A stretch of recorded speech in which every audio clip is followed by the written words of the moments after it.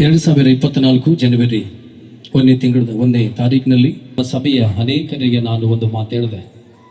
ನಾವೆಲ್ಲಿ ಕೂಡ ಕಲೆಕ್ಷನ್ ಮಾಡೋದಿಲ್ಲ, ಮತ್ತೆಲ್ಲಿ ಕೂಡ ನಾವು ಕಲೆಕ್ಷನ್ಗೆ ಹೋಗೋದಿಲ್ಲ. ಆದರೆ ಒಂದು ನಾವು ಮಾಡುವಂಥದ್ದು ಕೆಲಸ ದೇವರ ಕೆಲಸ. ಇದು ದೇವರ ಕೆಲಸ ಆಗಿರುವುದರಿಂದ ನಮ್ಗೆ ಯಾವುದೇ ಒಂದು ಸಂಸ್ಥೆ ಇಲ್ಲ, ಅಥವಾ ನಮ್ಗೆ ಯಾವುದೇ ಸಪೋರ್ಟು ಮತ್ತು ಯಾರಿಗೂ ಕೂಡ ನಾನು ರಿಪೋರ್ಟು ಕೂಡ ನಾವು ಕೊಡೋದಿಲ್ಲ. ದೇವರ ನಮಗೆ ಪ್ರೇರೇಪಿಸಲ್ಪಡುವಂಥ ರೀತಿಯಿಂದ ನಾವು ಸೇವೆಯಲ್ಲಿದ್ದೇವೆ. ದೇವರ ನಡೆಸಲಿಕ್ಕೆ ಮಾತ್ರ ನಾವು ಹೆಚ್ಚಾಗಿ ನಾವು ಬಯಸುವಂತರಾಗಿರುತ್ತೇವೆ. ಈ ಮಾತನ್ನು ಹೇಳಿ ಇಲ್ಲಿ ಆಲಯ ಕಟ್ಟುವುದಕ್ಕಿಂತ ಮುಂಚಿತವಾಗಿ ನಮ್ಮ ಸಭೆಯಲ್ಲಿರುವಂಥ ಅಂದರೆ ಈ ಒಂದು ಕಾಲೇಜಿನಲ್ಲಿರುವಂಥ ಪ್ರತಿ ಒಬ್ಬೊಬ್ಬರಿಗೆಲ್ಲ ಒಂದು ಸರ್ತಿ ನಾನು ಕೂಡಿಸಿ ಪ್ರಾರ್ಥನೆ ಮಾಡಿ ಒಂದು ಮಾತನ್ನು ಹೇಳಿದೆ. ಯಾವ ರೀತಿಯಿಂದ ಈ ಆಲಯ ಕಂಪ್ಲೀಟ್ ಆಗಬೇಕಾದ್ರೆ ಒಂದು ಕೆಲಸನ ಮಾಡಬೇಕು. ಯಾವ ರೀತಿಯಿಂದ ದಿನಾಲು ಒಬ್ಬೊಬ್ಬರು ನೀವು ಉಪವಾಸದಲ್ಲಿರಬೇಕು. ಯಾವ ರೀತಿಯಿಂದ ಆಲಯ ಒಂದು ಪ್ರಾರಂಭ ಮಾಡಿದ್ದೇವೆ, ಕಂಪ್ಲೀಟ್ ರಿಬ್ಬಿನ್ ಕಟ್ ಆಗುವವರೆಗೂ ನಾವೇನು ಮಾಡಬೇಕು, ಉಪವಾಸ ಮಾಡಬೇಕು. ಈ ಮಾತನ್ನು ಹೇಳಿದಾಗ ನಮ್ಮ ಸಭೆಯಲ್ಲಿ ಸಣ್ಣ ಮಕ್ಕಳಿಂದ ದೊಡ್ಡವರ ತನಕ ಒಪ್ಪಿಕೊಂಡು ಪ್ರತಿದಿನ ಒಬ್ಬೊಬ್ಬರು ಉಪವಾಸ ಮಾಡೋದಕ್ಕೆ ಪ್ರಾರಂಭ ಮಾಡಿದ್ದೇವೆ. ಆದರೆ ಈ ಒಂದು ಆಲಯ ಕಟ್ಟುವಂಥ ಹೊತ್ತಿನಲ್ಲಿ ನೋಡ್ತೇವೆ, ಬಹಳ ವಿಷಯಗಳಲ್ಲಿ ಬಹಳ ಪ್ರಶ್ನೆಗಳು ಎದುರಾದವು. ಆರ್ಥಿಕ ವಿಷಯದಲ್ಲಾಗಲಿ, ಹೇಗೆ ಕಂಪ್ಲೀಟ್ ಮಾಡ್ತಾರೆ, ಇದು ಹೇಗೆ ಸಾಧ್ಯ, ತುಂಬನೇ ಒಂದೊಂದು ರೀತಿಯಿಂದ. ಆದರೆ ಒಂದೇ ನಾನು ಹೇಳಿದೆ, ಇದು ಮಾಡುವಂಥ ಕೆಲಸ ದೇವರ ಕೆಲಸ ಎಂಬುದಾಗಿ ನಾವು ಹೇಳಿ ಅನೇಕರಿಗೆ ನಾವು ಈ ರೀತಿಯಿಂದ ಲಿಸ್ಟ್ ಮಾಡಿ ದಿನಾಲು ಒಬ್ಬೊಬ್ಬರು ಉಪವಾಸದಲ್ಲಿ ಕಾಲ ಕಡಿಬೇಕು. ಮಂದಿರ ಕೆಲಸ ಪ್ರಾರಂಭ ಮಾಡಿದ್ದೇವೆ, ರಿಬ್ಬಿನ್ ಕಾಟ ಆಗುವವರೆಗೂ ಈ ರೀತಿಯಿಂದ ಹೇಳಿ ನಾವು ಪ್ರಾರ್ಥನೆ ಮಾಡೋಕ್ಕೆ ಮುಂದೆ ಹೋಗಿದಾಗ ಕರ್ತನಲ್ಲಿ ಬರೆಯದೆ ಯಾವ ರೀತಿಯಿಂದ ನಾವು ಪ್ರಾರ್ಥನೆಯಲ್ಲಿ ನಾವು ಮುಂದೆ ಹೋದೇವೆ. ಇದಕ್ಕೆ ದೇವರು ಯಾವ ರೀತಿಯಿಂದ ಏನೇನು ಸಹಾಯ ಮಾಡಬೇಕಾಗಿತ್ತು ಇದಕ್ಕೆ ನಾವು ನೋಡ್ತೇವೆ. ದೇವರೇ ಸರಿಯಾದ ರೀತಿಯಿಂದ ಸಹಾಯ ಮಾಡಿ 2024 ಜನವರಿಯಲ್ಲಿ ನಾವು ಕೈ ಹಾಕಿರುವಂತ ಕೆಲಸ 2025 ನಾವು ನೋಡ್ತೇವೆ. ದೇವರ ಒಂದು ಸನ್ನಿಧಾನದಲ್ಲಿ ಮೇ 6ನೇ ತಾರೀಕು ಕಂಪ್ಲೀಟ್ ಮಾಡಿ ಓಪನಿಂಗ್ ಮಾಡಿದ್ದಾರೆ. ಹಲ್ಲೆಲೂಯಾ. ಇವತ್ತದೇ 2025ರಲ್ಲಿ ಓಪನಿಂಗ್ ಆಗಿರುವಂತ ಇವತ್ತದೇ ಒಂದು ಚರ್ಚಿನ ಒಂದು ವಾರ್ಷಿಕ ಉತ್ಸವ ಅಂಗವಾಗಿ ಇವತ್ತಿನ ದಿವಸ 2026 ಇವತ್ತಿನ ದಿವಸ ನಾವು ನೋಡ್ತೇವೆ ಮೇ 6ನೇ ತಾರೀಕು ಇವತ್ತಿನ ದಿವಸ ಆ ಒಂದು ದಿನವಾಗಿರುವಂತದ್ದಾಗಿರ್ತದೆ. ಈ ರೀತಿಯಿಂದ ದೇವರ ಒಂದು ಸನ್ನಿಧಾನದಲ್ಲಿ ದೇವರ ಮಹಿಮೆಗಾಗಿ ಆಲಯ ಕಟ್ಟುವಂತ ಒಂದು ಕೆಲಸದಲ್ಲಿ ನಾವು ಕೈ ಹಾಕಿರುವಂತದ್ರಲ್ಲಿ ಮೊದಲನೇ ಒಂದು ಬ್ರಾಂಚ್ ನೌವಾದಲ್ಲಿರುವಂತದ್ದಾಗಿರ್ತದೆ. ಆಮೇಲೆ 2ನೇ ಬ್ರಾಂಚ್ ಶಾಪುರಗಿಡದಲ್ಲಿರುವಂತದ್ದಾಗಿರ್ತದೆ. ಇದು ಒಂದು 3ನೇ ಬ್ರಾಂಚ್ ಆಗಿರುವಂತದ್ದಾಗಿರ್ತದೆ. ಮತ್ತೆ 4ನೇ ಬ್ರಾಂಚ್ ಮತ್ತು ತಿರುಗಿ ಚೌಧರಿ ಬೆಳಕುಣಿಯಲ್ಲಿ ನೀವೆಲ್ಲರೂ ಮಾಡುವಂತ ಪ್ರಾರ್ಥನೆ ರೀತಿಯಿಂದ ಸ್ಲಾಬಿನವರೆಗೂ ಅದು ಬಂದಿರುವಂತದ್ದಾಗಿದೆ. ದೇವರು ಕೊಟ್ಟಿರುವಂತಹ ದರ್ಶನದ ಪ್ರಕಾರ ಇಲ್ಲಿವರೆಗೂ ನಾವೆಲ್ಲೆಲ್ಲಿ ಆಲಯ ಕಟ್ಟುವಂತವರಾಗಿದ್ದೇವೆ, ಸೇವೆಗಾಗಿ ನಾವು ಹೆಜ್ಜೆ ಹಾಕುವಂತರಾಗಿದ್ದೇವೆ.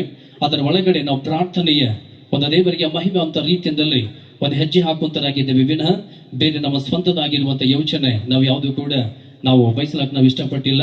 ಇವತ್ತು ಅಂತ ರೀತಿಯಿಂದ ಆಗಿದೆ.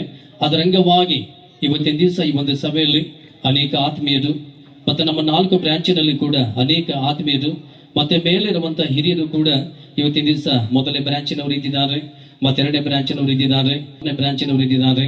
ಇಂಥ ಒಂದು ರೀತಿಯಿಂದ ದೇವರ ಮಹಿಮೆಗಾಗಿ ಪ್ರಯಾಸ ಪಡುವಂತ ರೀತಿಯಿಂದ ನಮ್ಮ ಹಿಂದೆ ಅನೇಕರು ಪ್ರಾರ್ಥನೆ ರೀತಿಯಿಂದ ಉತ್ತೇಜಿಸುವಂತದ್ದಾಗಿರುವಂತದ್ದು. కానీ ఈ రాత్రి నిన్ను తీసుకొని వచ్చి కూర్చోబెట్టాడంటే ఈ రాత్రి కాల సమయంలో దేవుడు నిన్ను కర్ಕೊಂಡು ಇಲ್ಲಿ ಕೂರಿಸಿದಾರಂತೆ ప్రత్యేకమైన ప్రణాళిక నీ పట్ల దేవుడికి ఉన్నది. ప్రత్యేక ప్రాముఖ్యವಾದಂತ ಯೋಚನೆ దేవుని ಬಗ್ಗೆ కలిగిದ್ದಾರೆ. ఒక ప్రత్యేకమైన ఆలోచన దేవుడికి ఉన్నది. ಒಂದು ಪ್ರಾಮುಖ್ಯವಾದಂತ ಆಲೋಚನೆ ದೇವರು కలిగిದ್ದಾರೆ. నీకు నీవుగా రాలే, నిన్ను ನೀನಾಗಿ ಬಂದಿಲ್ಲ. ಇಲ್ಲಿ పరిశుద్ధాత్మ దేవుడు దర్శించి నిన్ను నడిపించాడు. ಪರಿಶುದ್ಧಾತ್ಮ ದೇವರು ನಿನ್ನನ್ನು ದರ್ಶಿಸಿ ನಿನ್ನನ್ನು ಕರ್ಕೊಂಡು ಬಂದಿದ್ದಾನೆ. దేవుడికి మహిమ కలుగును గాక. దేవునికి మాత్రం మహిమ ಆಗಲಿ. హెబ్రీ పత్రిక 6వ అధ్యాయం 14వ వచనములో, ಇಬ್ರಿಯ ಪತ್ರಿಕೆ 4ನೇ ಅಧ್ಯಾಯ 11ನೇ ವಾಕ್ಯದಲ್ಲಿ, 6వ అధ్యాయం 14వ వచనములో 6ನೇ ವಾಕ್ಯ 14ನೇ ವಚನದಲ್ಲಿ అక్కడ ఒక వాగ్దానం దేవుడు రాపించాడు. ಅಲ್ಲಿ ಒಂದು ವಾಗ್ದಾನವನ್ನು ದೇವರು ಬರೆಸಿದ್ದಾರೆ. నిశ్చయముగా నేను నిన్ను విస్తరింపజేసేదను, ನಾನು ನಿನ್ನನ್ನು ನಿಶ್ಚಯವಾಗಿ ನಾನು ಆಶೀರ್ವದಿಸುತ್ತೇನೆ. నిశ్చయముగా నేను నిన్ను ఆశీర్వదించెదను, ನಾನು ನಿನ್ನನ್ನು ನಿಶ್ಚಯವಾಗಿ ಆಶೀರ್ವದಿಸುತ್ತೇನೆ. నిశ్చయముగా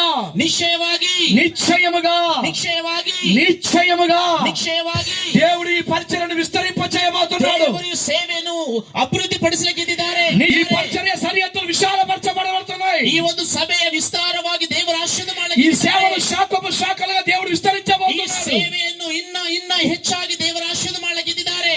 నేను ప్రార్థించినప్పుడు ನಾನು ಪ್ರಾರ್ಥಿಸುವಾಗ నిర్ణ అనే ప్రాంతానికి నేను వాక్యం చెప్పడానికి వచ్చినప్పుడు ನಿರ್ಣ ಅನ್ನುವಂತ ಗ್ರಾಮಕ್ಕೆ ನಾನು ವಾಕ್ಯ ಹೇಳಕ್ಕೆ ಹೋಗಿದಾಗ పాస్టర్ గారు నాకు ఈ రోజు గురించి ఆ రోజే చెప్పారు. ಸೇವಕರು ಈ ಪ್ರತ್ಯೇಕವಾದ ರೀತಿಯಲ್ಲಿ ನಿನ್ನ ಜೊತೆ ಮಾತಾಡಬೇಕೆಂದು ಆಸೆಗಳನ್ನು నిశ్చయముగా నేను నిన్ను విస్తరింప చేసేదను. ನಾನು ನಿನ್ನನ್ನು ನಿಶ್ಚಯವಾಗಿ ನಿನ್ನನ್ನು ಉದ್ಧಾರಿಸುವೆನು ಅಂತ ಹೇಳ್ತಿದ್ದಾರೆ. ఇక్కడ రెండు ఆశీర్వాదకరమైన మాటలు దేవుడు రాపించాడు. ಇಲ್ಲಿ ಎರಡು ಆಶೀರ್ವಾದ ರೀತಿಯಲ್ಲಿ ದೇವರ ಮಾತುಗಳನ್ನು ಬರೆಸಿದ್ದಾರೆ. ఒకటి విస్తరణ, రెండు ఆశీర్వాదం. ಒಂದು ವಿಸ್ತಾರವಾಗಿ ಒಂದು ಆಶೀರ್ವಾದ ನಿಧಿಯಾಗಿ. ఈ రాత్రి విస్తరణ గురించి దేవుడు మాట్లాడబోతున్నాడు. ಒಂದು ವಿಸ್ತಾರವಾದ ವಿಷಯದಲ್ಲಿ ದೇವರು ಮಾತಾಡಕ್ಕಿದ್ದಾರೆ. ఈ రాత్రి దేవుడు నీలో నాలో చూడవలసింది విస్తరణ. ಈ ರಾತ್ರಿ ದೇವರು ನನ್ನಲ್ಲಿ ನಿನ್ನಲ್ಲಿ ನೋಡ್ಬೇಕಾಗಿರುವುದು ವಿಸ್ತಾರವಾಗಿರುವಂತದ್ದು. ఏంటి ఆ విస్తరణ? ಯಾವುದು ಆ ವಿಸ್ತಾರವಾದಂತದ್ದು? డబ్బు కాదు, ಧನ ಅಲ್ಲ, ఉద్యోగం కాదు, ಉದ್ಯೋಗ ಅಲ್ಲ, అంగబలం కాదు, ಬಲಶಕ್ತಿ ಅಲ್ಲ, ధనబలం కాదు, ಧನ ಬಲ ಅಲ್ಲ, ఆత్మ సంబంధమైన విస్తరణ. ಆತ್ಮೀಯ ರೀತಿಯಲ್ಲಿ ಆದಂತ ವಿಸ್ತರಣೆ. ఈ రాత్రి దేవుడు నిన్ను చూస్తే ದೇವರು ಈ ರಾತ್ರಿ ನಿನ್ನ ನೋಡುವಾಗ సంతోషపడాలి. ಸಂತೋಷ ಪಡಬೇಕು. దేవుడు నిన్ను చూస్తే ದೇವರು ನಿನ್ನ ನೋಡಿದಾಗ ఆనందపడాలి. ಆತನು ಉಲ್ಲಾಸಿಸಬೇಕು. దేవుడు కన్నీళ్లు కారిస్తే ಆತನು ಕಣ್ಣೀರಲ್ಲಿ ಒಬ್ಬರಿಗೆ ಹುಟ್ಟಿದನು ಅನ್ಕೊಳ್ರಿ. పుట్టినప్పుడు మొదలుకొని ಹುಟ್ಟಿದ ಮೊದಲಾಗಿ వారు 10 సంవత్సరాల వయసు వరకు 10 ವರ್ಷದ ವಯಸ್ಸಿನವರೆಗೂ ఆ పిల్లవాడు అలాగే ఉంటే ಆ ಮಗನು ಅದೇ ತರ ಇದ್ರೆ ఎదగకుండా, ಅವನು ಬೆಳೆಯಲಾರದೆ, అవయ నిర్మాణములో ఎదుగుదల లేకుండా, ಅವನ ಒಂದು ದೇಹದಲ್ಲಿ ಅಭಿವೃದ್ಧಿ ಆಗಲ್ದೆ, ఆ పుట్టినప్పుడు ఎలాగున్నాడో అలాగే ఉంటే ಅವನು ಜನನ ಹೊಂದಿದಾಗ ಯಾವ ತರ ಇದ್ದೀನೋ ಅದೇ ತರ ಇದ್ರೆ ఆ తల్లిదండ్రులు సంతోషపడతారా? ಆ ತಾಯಿ ತಂದೆ ಅವನನ್ನು ನೋಡಿ ಸಂತೋಷ ಪಡ್ತಾರಾ? సంతోషపడతారా? ಆ ತಂದೆ ತಾಯಿ ಅವನನ್ನು ನೋಡಿ చెప్పండి. దేవుడు ఈ పరిచర్ని ప్రేమించి ದೇವರು ಈ ಸೇವೆಯನ್ನು ಪ್ರೀತಿ ಮಾಡಿ అయ్యగారు నన్ను ఇది 4వ సారి నన్ను పిలిచారు. ಅಯ್ಯವರು ನನಗೆ ಬೀದರ್ ಪಟ್ಟಣಕ್ಕೆ ಇವರು ಸಭೆಗೆ 4 ಸಾರಿ ನನಗೆ ಕರೆದರು. 2023 సంవత్సరంలో ఒక సెమీ క్రిస్మస్ ఆరాధనకి పిలిచారు. 2023 ಇಸ್ವಿಯಲ್ಲಿ ಒಂದು ಸೆಮಿ ಕ್ರಿಸ್ಮಸ್ ನನ್ನನ್ನು ಕರೆದರು. ಆಮೇಲೆ ಹೋದ ವರ್ಷ ಒಂದು ಸೆಮಿ ಕ್ರಿಸ್ಮಸ್ ಶಾಪುರ್ ಗೇಟ್ ನ ಸಭೆಗೆ ನನ್ನನ್ನು ಕರೆದರು. వాళ్ళ అమ్మగారి ఆదరణ కూటం నిర్ణ అనే ప్రాంతానికి పిలిచారు. ನಿರ್ಣ ಅನ್ನುವಂತ ಗ್ರಾಮದಲ್ಲಿ ಒಂದು ಜ್ಞಾಪಕರ್ತ ಕೂಟ 4వ సారి 3వ బ్రాంచ్ ని దేవుడు ఆశీర్వదించారు గనక ఇక్కడ 4వ సారి పిలవటానికి ప్రభు కృప చూపారు. 4ನೇ ಸಾರಿ ಮತ್ತೆ ಈ ಒಂದು ಚರ್ಚ್ ಆನಿವರ್ಸರಿಗಾಗಿ ಕರೆಯುವಂತೆ ದೇವರು ಕೃಪೆ ತೋರಿಸಿದ್ದಾರೆ. దేవుడికి మహిమ కలుగును గాక. ದೇವರಿಗೆ ಮಾತ್ರ ಮಹಿಮೆ ಆಗಲಿ. దైవజనుడి కుటుంబంతో దేవుడిచ్చిన అనుబంధాన్ని బట్టి ప్రభుకు స్తోత్రం చెల్లిస్తున్నాను. ಸೇವಕರ ಕುಟುಂಬದ ಜೊತೆ ನನಗೂ ಅವರಿಗೆ ಕೊಟ್ಟಂತ ಸಂಬಂಧಕ್ಕಾಗಿ ನಾನು ಕರ್ತನಿಗೆ ಸ್ತೋತ್ರ ಹೇಳ್ತಾ ಇದ್ದೇನೆ. ఈ రాత్రి ఒక వాక్యాన్ని ధ్యానం చేద్దాం. ಈ ರಾತ್ರಿ ಕಾಲ ಸಮಯದಲ್ಲಿ ಒಂದು ವಾಕ್ಯವನ್ನು ಜ್ಞಾಪಕ ಮಾಡಿಕೊಳ್ಳೋಣ. మీరెవ్వరు బైబిల్ తీయొద్దు, నేను కథలాగా చెప్తాను. ನೀವು ಯಾರು ಸತ್ಯವೇದ ತೆಗಿಬೇಕಾದಂತ ಅವಶ್ಯಕತೆ ಇಲ್ಲ. ఎందుకంటే మీ భాష నాకు రాదు, నా భాష మీకు రాదు. ನನ್ನ ಭಾಷೆ ನಿಮಗೆ ಬರುವುದಿಲ್ಲ, ನಿಮ್ಮ ಭಾಷೆ ನನಗೆ ಬರುವುದಿಲ್ಲ. మీకు రిఫరెన్స్లు చెప్తాను, తర్వాత ఇంటికెళ్ళి చదువుకోండి. ಆದ್ರೆ ನಿಮಗೆ ಅಧ್ಯಾಯ ವಚನಗಳು ಹೇಳ್ತೇವೆ, ನೀವು ಬರ್ಕೊಂಡು ಮನೆಗೆ ಹೋಗಿ ನೋಡಬಹುದು. కానీ వాక్యం జాగ్రత్తగా వినండి. ದೇವರ ವಾಕ್ಯ ಬಹಳ ಶ್ರದ್ಧೆ కలిగి ಕೇಳ್ರಿ. కొన్ని నిమిషాలు సెల్ ఫోన్ సైలెంట్